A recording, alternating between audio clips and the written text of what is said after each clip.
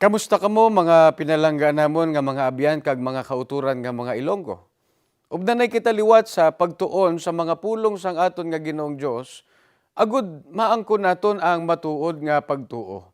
Sa panahon subong, mabatyagan sang madamo nga mga tawo ang mabug-at nga sitwasyon sang pagpangabuhi. Ginaproblema sang madamo nga mga tawo kung paano sila makatakod sa pang-adlaw-adlaw nila nga kinahanglanon kag kung sa diin pangitaon ang mga solusyon sa ilagin agyan nga mga alantuson. Bangod sang tuman nga pagkabalaka, nahanungod sa kalanon sa matag adlaw, ukon bangod sang madalom nga kaimulon, ang iban nahulog sa paghimo sang mga krimen. Ang iban naman nakaangkon sang mabug-at nga balatian. Bangod sang konsumisyon kag ang iban, ginutas ang ilang kabuhi. Bagay nga hindi dapat himuon sang bisan sino. Matuod nga hindi naton malikawan nga makasugata ang mga tao diri sa kalibutan sang madamo nga mga kapigaduhon kag alantuson. Apang wala na bala kita sang mapanguyatan nga makabulig sa aton? Suno sa aton nga Ginoong Hesus, sino ang malauman naton nga makabulig sa aton sa atubangan sang mga palaligban? Pamatiin ninyo ang sabat sa aton sang Biblia sa aton Ginoong Hesukristo diri sa Mateo 6:25 hasta 26. Amo ini ang kabangdanan. Kun ngaan nagasiling ako sa inyo nga hindi kamo magpalibog kung ano ang inyo pagakaunon kag pagaimnon agud kamo mabuhi. O kung ano ang inyo isuksok sa inyo lawas. Indi bala ang kabuhi labi pa sa kalanon kag ang lawas labi pa sa panapnon? Tanawa bala ang mga pispis nga nagalupad-lupad sa palibot. Wala sila nagasag-ob sing binhi o kun nagaani. O kun nagatipon sang ilang mga patubas sa mga tambubo. Pero ang inyo amay sa langit nagapakaon sa ila. Hindi bala mahal pa kamo sa ila? Mga abyan namon, ang aton makagagahom nga Ginoong Dios, ang makabulig sa aton sa atubangan sang aton nga kinahanglanon. Paano ini? Ginpamatud-an sang aton Ginoong Hesukristo, siling niya, tan-awa bala ang mga pispis nga nagalupad-lupad sa palibot. Pero ang inyo amay sa langit, nagapakaon sa ila. Hindi bala mas labi pa ang tawo kaysa mga pispis? Gani ang laygay sang aton nga Ginoong Hesukristo sa atubangan sa mga mabug-at nga mga palaligban, siling niya, hindi kamo magpalibog kung ano ang inyo pagakaunon, kag pagaimnon, agud kamo mabuhi. Gani, dapat nga maangkon sang tawo ang mga bugay kag pagkamaayo nga halin sa aton nga Ginoong Dios. Nga bala, labing maayo nga ang tawo magtuo sa bulig kag pagkamaayo nga halin sa aton nga Ginoong Dios. Yari pa ang pathag sa aton nga Ginoong Hesukristo, ipadayon ko lang ang pagbasa sa bersikulo 31 hasta 32. Gani, hindi kamo magpalibog nga nagasiling. Di bala kita makuha sang aton kaunon, ukon sang aton ilimnon, ukon sang aton mga bayo. Amo ini nga mga butang ang ginapaligban perme sang mga hintil. Ang inyo amay sa langit nakahibalo, nga kinahanglan ninyo ini nga mga butang. Nga bala labing maayo nga ang tawo magtuo sa bulig, kag pagkamaayo nga halin sa Ginoong Dios. Bangod, ginpaathag sang aton Ginoong Hesukristo nga ang inyo amay sa langit nakahibalo, nga kinahanglan ninyo ini nga mga butang. Gani, bilang inspirasyon, ano ang siling sang atong Ginoong Hesus sa mga tao? Nga ginsaaran sang aton Ginoong Dios sang mga bugay kag pagkamaayo. Siling niya, gani, hindi kamo magpalibog nga nagasiling. Diin bala kita makuha sang aton kaunon, ukon sang aton ilimnon, ukon sang aton nga mga bayo. Ang Dios nga nagtuga sa aton, siya man ang labi sa tanan nga nakahibalo sang aton nga mga kinahanglanon kun amo. Kinahanglan gid naton ang mga pagkamaayo nga halin sa aton nga Ginoong Dios para hindi mangin makaluluoy ang sitwasyon naton sa kabuhi nga ini. Gani mga abyan, imbes nga magkabalaka sa mga palaligban sa kabuhi, ano ang ginatudlo sang mga apostol nga dapat naton himuon?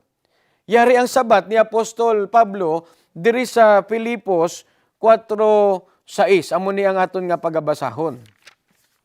Hindi kamo magpalibog sang bisan ano, kundi sa inyo mga pagpangamuyo, magpangayo kamo sa Dios sang inyo kinahanglanon nga nagapasalamat sa gihapon. Mga abyan namon, imbis nga magkabalaka sa mga palaligban sa kabuhi, ano ang ginatudlo sang mga apostol nga dapat naton himuon? Siling ni Apostol Pablo, hindi kamo magpalibog sang bisan ano, kundi sa inyo mga pagpangamuyo, magpangayo kamo sa Dios sang inyo kinahanglanon.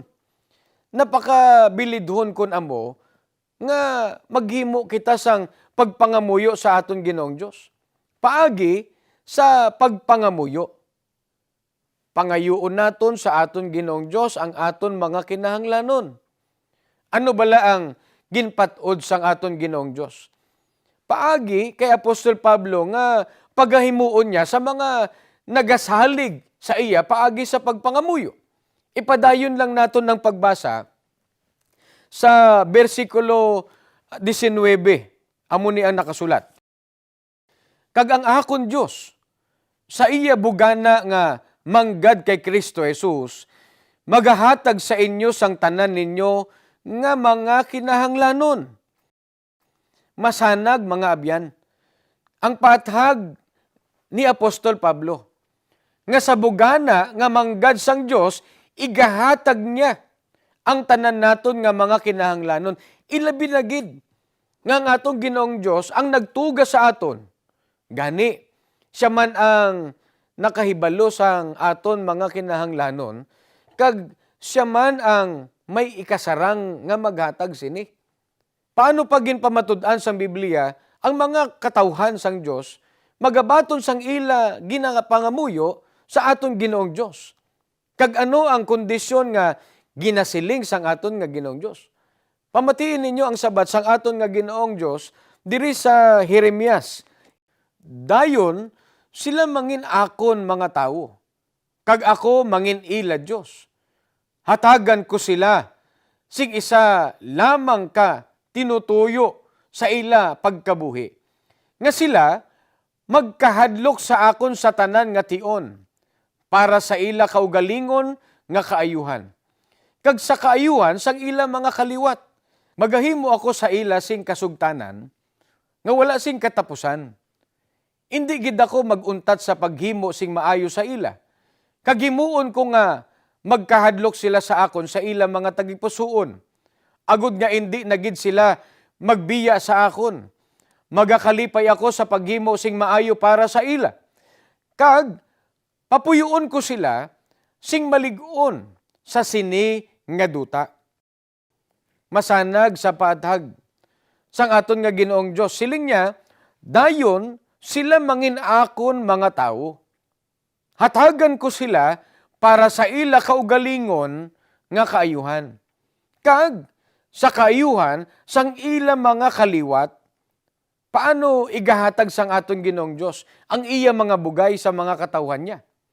Siling sang Dios, hindi gid ako maguntat sa paghimo sing maayo sa ila. Kun amo, ginpatod sang aton nga Ginoong Dios, ngang mga katawhan niya ang magabaton sang ila ginapangayo. Apang, ano ang kondisyon nga ginapangayo sang aton nga Ginoong Dios sa iya mga katawhan? Para pamatian niya ang ila mga pangamuyo. Siling sang aton nga Ginoong Dios, nga sila magkahadlok sa akon, sa tanan nga tion. Gani, dapat may kahadlok ukon nagasunod sa mga sugo sang aton nga Ginoong Dios.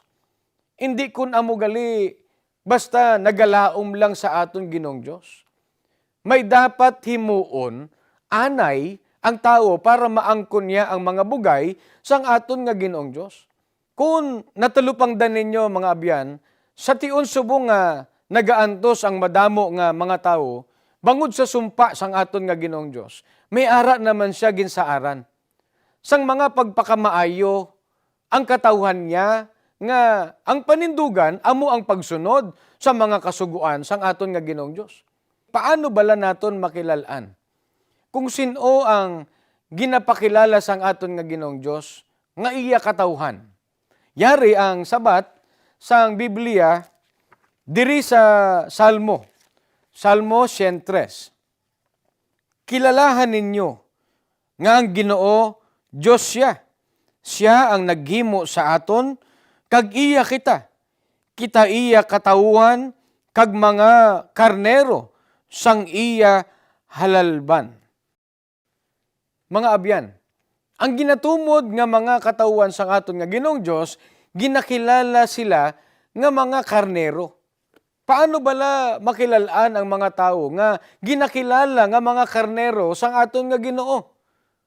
Ini ang paathag sang aton nga Ginoong Jesucristo mismo diri sa 1:7 kag 9. Amo ni ang aton nga pagabasahon, badbad na sa aton nga lingwahe. Sa pagkamatuod, nagasiling ako sa inyo. Ako ang ganaan sang panong, sang mga karnero. Ako ang ganaan, ang bisan sino nga magsulod sa panong, pinaagi sa akon, maluwas siya. Mga abyan namon, masanag ang paathag sang aton Ginoong Jesucristo nga ang ginatumod nga mga karnero, amo ang mga tao nga nagsulod sa gawang. Sino ang ginatumod nga gawang? O kung ganahaan, kung sa diin ang mga karnero nagsulod? Amo ang atong Ginoong Jesucristo. Ano ang kamatuoran nga ginpaathag sang aton Ginoong Jesucristo? Siling niya, ang bisan sino nga magsulod sa panong, pinaagi sa akon, maluwas siya. Masanag kun amo. Nga para ang tao makaupod sa ginakilala nga mga katawhan o kun mga karnero sang Ginoo, kinahanglan niya magsulod sa panong. Paagi sa aton Ginoong Jesucristo bilang gawan o gawang ukon kanaan. Ano bala ang ginapakilala diri nga panong? Nga siling sang aton Ginoong Jesucristo, dira nagsulod ang mga karnero ukon katawan sang aton Ginoong Dios. Pamatiin ninyo ang sabat ni Apostol Pablo diri sa Binuhatan 20:28. Tatapan ninyo kun amo ang inyo mga kaugalingon kag ang bug-os nga panong. Nga sa ila ginpili kamo sang Espiritu Santo nga mga manugtatap. Agud pa kanon ang iglesia ni Kristo nga ginbakal niya sang iya dugo. Mga abyan, masanag ang pagpamatuod sang Biblia. Ang ginatumod nga panong, nga dira nagsulod ang mga karnero, ukon katawhan sang aton nga Ginoong Dios, amo ang iglesia ni Kristo. Kun amo masanag kayo sa Biblia, nga para ang tao makaupod sa ginakilala sang aton Ginoong Dios, nga iya mga katawhan, ukon karnero nga ginsaraan niya. Sang iya mga pagkamaayo, ilabi na gid sa panahon subong, nga madamo sang pagtilaw. Kinahanglan gid nga mangin katapo sa iglesia ni Kristo. Ini ang pamaagi para ang tao nga nahamulag sa aton Ginoong Dios bangod sang iya mga kasalanan, makaangkon sang kaangtanan sa aton Ginoong Dios. Ini ang matuod nga pagtuo nga ginapamatud-an sang Biblia. Sa sini nga paagi mga abyan, maangkon naton ang mga pagpakamaayo sang aton nga Panginoong Dios. Sa kabuhi pala mga ini, kag ilabi sa tanan, amo ang kaluwasan pag-abot sa adlaw sang paghukom. Para sa dugang pa nga mga impormasyon na hanungod sa Iglesia ni Cristo, pwede ninyo matanaw ang iban pa na mga videos. Sa mga programa sa Iglesia ni Cristo, paagi sa pag-search Sa YouTube sang Iglesia ni Cristo sa Seek the Truth, ginaagdaman namon kamo nga tambungan ang amon nga mga pagsimba ukon nga mga pagtuon sa mga pulong sang Dios sa amon nga mga kapilya. Kung may mga pamangkot kamo, pwede kamo magkadto sa pinaka malapit nga lokal sang Iglesia ni Cristo sa inyo nga mga duog.